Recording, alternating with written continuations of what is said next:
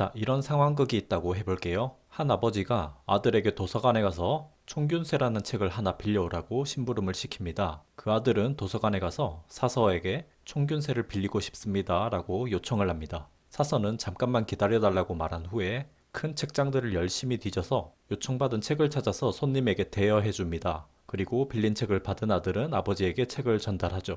자, 지금 이야기 드린 이 간단한 상황극이 IT 분야에서 어떤 정보를 조회하는 과정을 아주 쉽게 비유해 본 케이스인데요. 이번 영상에서는 이 짧은 상황극을 통해 하나하나의 과정을 살펴보면서 다소 생소하고 어려웠던 개발 용어나 개발 개념들을 우리 디자이너들에게 알려드려 보고자 합니다. 디자이너들이 뭐 저런 부분까지 알아야 돼? 라고 생각되실 수도 있겠지만 UX, UI 디자인을 하다 보면 이 모든 게 결국은 하나로 연결되어 있구나 라는 걸 깨닫게 되는 순간이 오게 됩니다. 따라서 이러한 부분이 생소한 디자이너 분들도 충분히 쉽게 개념을 이해할 수 있도록 준비해 본 영상이니까 관심 있게 봐주시면 감사하겠습니다. 자, 아까의 상황극을 하나의 그림으로 담아보면 이렇게 되겠죠? 아버지가 아들에게 책 심부름을 시켰고 아들은 사서에게 해당 책을 요청했으며 사서는 책장에서 책을 찾아서 아들에게 빌려주고 아들은 그 책을 아버지에게 최종적으로 전달하는 상황이었습니다. 이 책 빌리는 과정을 IT 서비스의 조회 과정으로 재해석해서 이야기 드려보자면 이 아버지가 바로 유저이고요.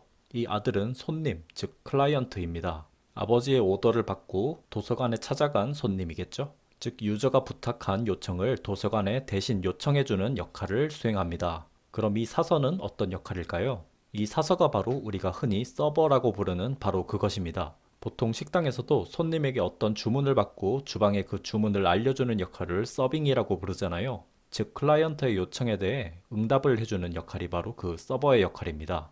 그리고 한 가지 더 말해보자면 이 도서관 전체 책장들 있죠. 빼곡히 꽂혀 있는 수많은 책들. 이게 바로 데이터베이스, 즉 DB의 역할입니다. DB의 핵심은 사서가 빠르게 책을 찾을 수 있게 잘 분류가 되어 있어야겠죠. 만약에 수만 권의 책이 아무 분류 없이 랜덤하게 책장에 꽂혀 있다면 사서가 총균세라는 책을 찾는데 하루 종일 걸릴 것입니다. 그럼 클라이언트도 엄청나게 기다려야 하겠죠. 그런데 우리도 서점이나 도서관을 가보면 느끼지만 분류가 잘 된 책장은 도서를 찾기가 쉽습니다. 분류가 잘 되어 있는 서점을 가보면 뭐 베스트셀러, 소설, 역사, 경제, 여행, 경영, 자기계발 뭐 이런 식으로 큰 카테고리 분류가 잘 되어 있고 그리고 뭐 A 10번 책장의 두 번째 칸 이런 식으로 고유의 위치값도 가지고 있어서 우리가 편하고 빠르게 도서를 찾을 수 있죠. 실제 DB도 이렇게 빠르게 찾을 수 있는 분류를 잘하는 게 바로 관건입니다. 자, 이렇게 책을 빌리는 상황극으로 간단하게 IT 서비스 개발 역할을 설명드려 봤는데요. 유심히 보시면 여기서 두 개의 큰 소통의 접점이 있었습니다. 한 번은 아버지와 아들 간의 소통, 나머지 한 번은 아들과 사서 간의 소통이었죠. 이런 소통의 접점을 우리는 인터페이스라고 합니다. 인터페이스, 즉 얼굴을 서로 맞대는 접점 같은 거죠. 여기서 아버지와 아들 간의 소통은 유저가 클라이언트 역할에게 대신해서 책을 좀 빌려달라고 요청하고 받는 과정인데 여기서의 인터페이스를 유저 인터페이스, 즉 UI라고 합니다. 그리고 나머지 또 하나의 소통, 아버지를 대신해서 온 아들인 손님이 사서에게 책을 요청하고 받는 과정, 즉 유저를 대신해서 클라이언트와 서버가 소통하는 인터페이스를 애플리케이션 프로그래밍 인터페이스, 줄여서 API라고 하죠.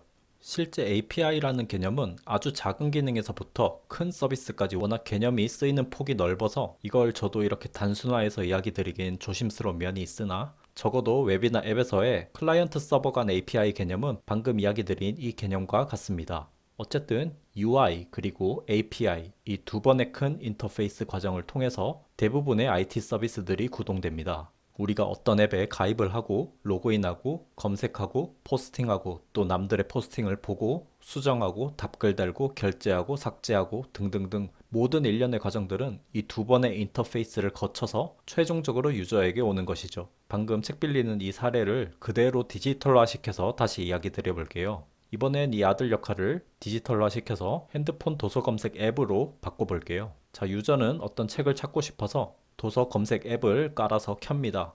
유저와 앱은 UI 화면이란 걸로 서로 만나게 되죠. 이 접점이 바로 유저 인터페이스이고 여기가 우리 디자이너들이 많이 관여하는 곳이죠. 어쨌든 여기서 유저는 총균세라는 책을 검색하고 검색 버튼을 누릅니다. 그럼 우리 눈엔 보이지 않지만 아까 아들 역할을 하는 클라이언트 개발자들이 만든 코드가 서버 쪽에 요청이란 걸 하게 되고 서버는 그 책을 아까 책장과 같은 DB에서 찾아서 클라이언트에게 응답하는 과정을 거칩니다.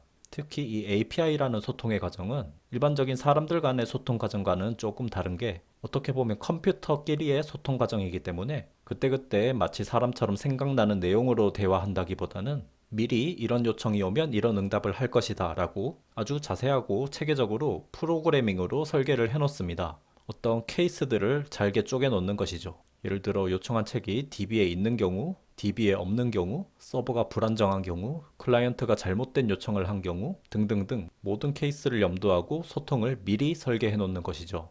이렇게 미리 체계적인 프로그래밍으로 인터페이스가 설계되어 있기 때문에 이 인터페이스의 경우 애플리케이션 프로그래밍 인터페이스, 즉 API라는 이름이 붙게 된 거죠. 예를 들어 클라이언트가 이상한 식으로 요청을 하면 서버는 그 요청은 클라이언트 너가 이상하게 요청한 거야 라고 응답을 해주는데 그 에러 코드가 바로 저희도 가끔씩 보게 되는 404 not found라는 에러입니다. 만약 클라이언트로부터 온 요청이 문제가 없고 DB를 뒤져봤는데 요청 온 총균세라는 데이터가 존재한다면 서버는 200번이라는 성공 메시지와 함께 해당 책과 관련된 정보를 클라이언트에게 응답을 해주고 클라이언트는 최종적으로 검색된 책 정보를 유저에게 잘 디자인된 UI로 보여줌으로써 최종적으로 유저는 원하는 도서를 볼 수 있게 됩니다. 특히 이 두 번째 소통 접점인 API를 기준으로 그 앞부분을 담당하는 개발이 프론트엔드 개발, 그리고 이 뒷부분을 담당하는 개발이 백엔드 개발이 되는 겁니다. 방금과 같이 책 이름을 입력해서 검색 버튼을 딱 눌렀을 때 이 일련의 과정이 정말 0.5초도 안 되는 순식간에 일어나지만 실제 뒤에서는 이렇게 보이지 않는 많은 과정들이 숨겨져 있다는 걸 여러분들에게 알려드리고 싶었습니다. 우리 디자이너들도 어떤 인풋이나 버튼 하나를 넣고 배치하더라도 이런 일련의 과정을 이해하고 넣는 것과 그냥 비주얼만 보고 넣는 것은 기획적으로 굉장히 큰 차이가 있다는 것을 알면 좋을 것 같습니다. 자, 이번 영상은 여기서 마무리해 볼게요. 도움되셨다면 구독, 좋아요 부탁드릴게요. 감사합니다.